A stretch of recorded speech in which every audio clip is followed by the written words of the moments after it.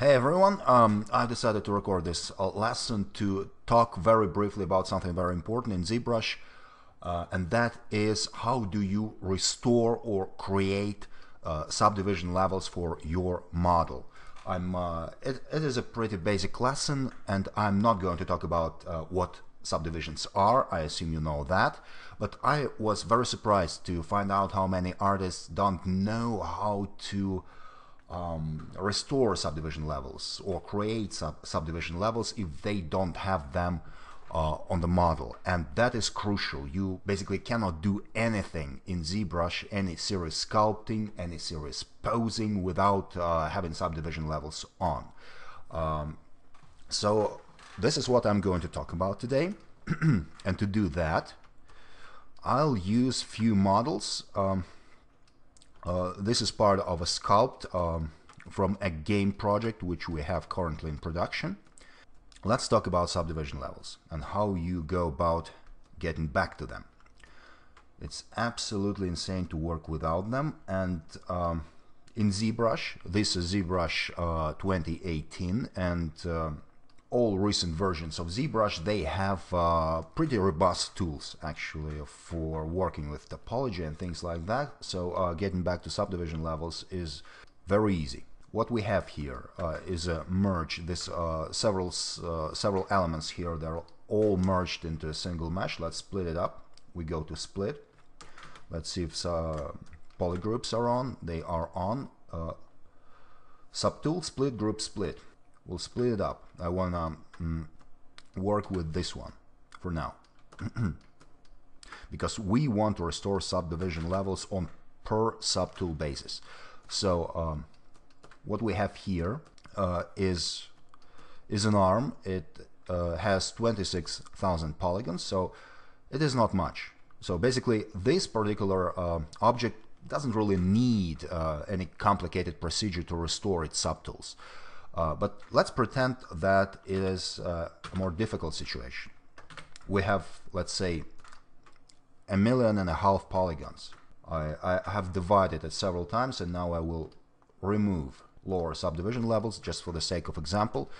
How do we go about restoring this subdivision levels? Because when we are talking about subdivision levels, we want the lower subdivision levels to be not very dense, because that way you can really work with geometry, and I will show it once I have those subdivision levels restored. First of all, when you're working in ZBrush, it's very important to have plenty of memory, both regular memory and video memory, because previously in previous versions of ZBrush, I believe ZBrush primarily used system memory for all its operations, but they are changing things a little bit now, and since I've upgraded my video card, and also added some system memory, ZBrush stopped crashing completely, and demands of today's modeling are such that you are going to work with pretty dense meshes. But when we're talking about restoring and having subdivision levels, it's not about system resource management. It is about managing the topology in such a way that you can easily work with it. So, well, if you have plenty of memory, it's pretty easy. What you do is you add a couple more subdivision levels. I just pressed Ctrl D, and I have 27 million polygons right now, because I'm so surprised, because like 7 years ago this would completely crush my computer. Right now it works, it doesn't even lag much. So we have, like in geometry, we have 3 subdivision levels. The lower level is like I said 1 and 6 million. The highest level is 27 million. Let's bring it down. We go to the lowest subdivision levels. It's a pretty simple trick. Freeze subdivision levels. When we do that, ZBrush temporarily removes all subdivision levels other than the one which is currently active. So we have it frozen, and now we can do several things. We can either do Dynamesh with I have resolution 128. Let's see what it does for us. Pretty low. Let's bump it up a little. 600. Something like this. assign that you have a proper lowest subdivision level, and it is always about having the proper lowest subdivision level, because that's where you will really feel the difference when you're posing the character and just moving polygons around. So right now I have 5. I've managed to bring it down to 5. Let's undo that and go a little higher, maybe 7 or 800 resolution. And you really have to go at it is trial and error.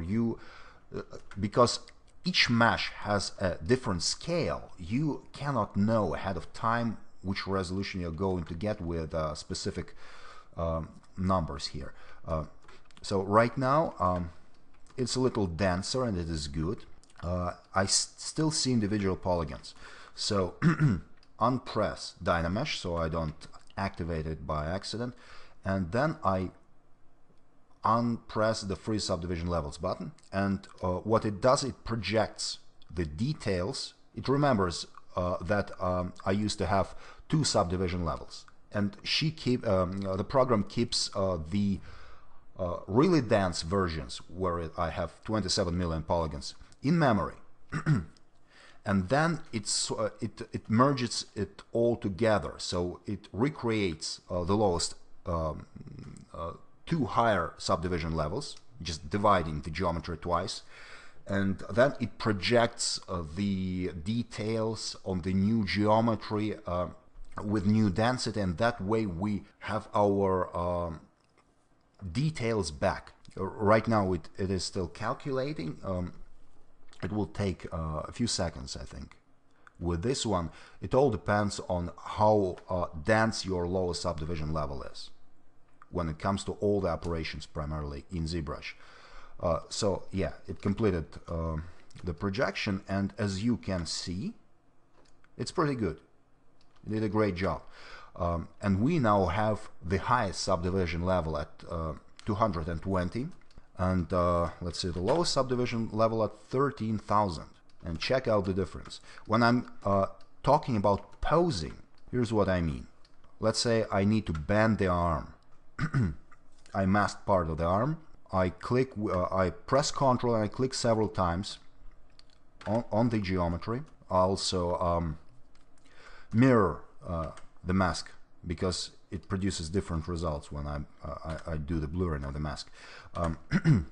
Okay, then what I do, this nasty little thing inside new version of Zbrush is this dumb gizmo which they added because they thought that real normal transpose in Zbrush doesn't work properly, I suppose. I don't know why. If you find yourself that your transpose is not working in Zbrush, you just go to transform and you unpress this round thing, because this thing is useless. Well, maybe it is useful for very specific purposes, but generally speaking, transpose, regular Zbrush transpose, just should be on by default, I think. So basically, we recreated subdivision levels. We are on the lower level of subdivision, and now we can bend it, and it bends smoothly. You see, when we are on the highest subdivision levels, this trick will not work, or at least it will work, but it will produce different results. If I do absolutely the same thing, as you can see, the mask doesn't blur, so the result will be different. See, it produces these artifacts because we cannot make the mask well enough. And there are other benefits as well, because many sculpting brushes, they work very differently on different subdivision levels. Higher subdivision levels, when you are going into millions, they are for detailing. You will see, you will go there if you need to add fine detail. So if you need to pose the character, or you really need to introduce some serious changes to the shape and form of the geometry, you really need subdivision levels. But let's say we have a different situation. Different situation where let me go to the highest subdivision level, and just for the sake of argument, let me open a different model, because we were staring at this model for a while and it is getting pretty boring. This here is a different model. I did it the other day. It is a shoulder pad for the character same character for the game we have in production. By the way, you might want to check. By the way, you might want to check out the other assets from that project. The link will be in the description. So basically, let's say that this particular element has 65,000 polygons. Let's say it has more. It has 6 million, or let's go in even higher for the sake of argument. 25 million. It has 25 million polygons, and we will delete the lower level. And let's say it's lagging a lot for some reason, and we cannot go any higher. It's very dense already. So what do we do about that? First thing that you want to do here is basically just use Dynamesh right away with pretty high settings. First, let's try something small, 300, just to see where we are in terms of scale. And by the way, don't press the project button, because we are working, we are going to work with pretty high settings, and project button, it basically projects details from old mesh to a new one. But since the new one is pretty dense already, we don't need that. And with project button on, the operation will go much slower. So basically, Dynamesh did its work, and it is a pretty dense mesh, and we almost didn't lose any of the details, but it's not good enough. It's not good enough because I want denser. Let's go to 800 Dynamesh, 1.5 million, and now we can do the old trick. We add 2 more subdivision levels. Now we are back in almost back to where we were, 22 million polygons. We go back again. Only now we have 3 subdivision levels, and we're using the old trick. We are going to the lowest level. We are freezing subdivision levels. Now let's try ZRemesher. ZRemesher is also a relatively old tool in Zbrush. It did create quite a bit of commotion when it first came out, because people thought that it is a replacement for manual retopology. Well, presently there is no replacement for manual retopology, but the ZRemesher can be still useful, because whenever Dynamesh doesn't give you the best results, you can always try ZRemesher and see how it goes. So let's try and see how this mesh will work if we, let's say, try and here we can actually put in, and I'm putting it in the wrong place, put in the target number of polygons in the thousands. 40 means 40,000 polygons we will have after we press the remesh button. Let's press this button and see what we will get. ZRemesher works much slower because it analyzes the topology. But on the upside we get a very even topology which is easy to work on. So sometimes it is better not to use Dynamesh in this situation, but to use ZRemesher instead. And we are trying to use it here just for the sake of argument. We don't really need it on this mesh, but it is an exercise anyway. So, and look, it's all done. So as you can see, we see the polygons visibly. It's a good sign. It's what the low subdivision level should be like. And right now we just unpress freeze subdivision levels, and we will start reprojecting back the details. And because we have a topology, it should work really well. Well, it took roughly 2 minutes, but look what we have. We have the mesh which maintains all its details, everything that was originally present on the mesh, each little crevice, everything is still here. If we had even smaller details, I think they would be preserved as well. So this is how you go about getting lower subdivisions back. And we will get back to this asset. We will get back to this asset because it will be retopologized, and we will create maps for it. And if you are interested in how this how I will go about doing all that, stay tuned to this channel, and in the future videos we will talk about that. So basically, if you have any questions about modeling, sculpting, animation, things like that, feel free to leave the questions in the comments, and I will try to get to those questions and answer them on this channel in one of the future videos. And that is all I have for you today. I hope this was helpful.